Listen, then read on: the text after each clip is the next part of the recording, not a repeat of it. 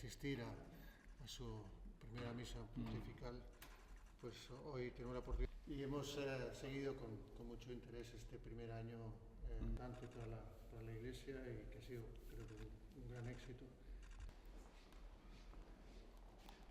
Una tradición muy antigua, personal, para que pueda usar. Una alianza por la lana que estamos en Asturias para intentar recuperar. La lana merina. Entonces, todo desde los agricultores, los ganaderos, para al final, bueno, es una alianza muy bonita. Muchas gracias. Bueno. Muy bien.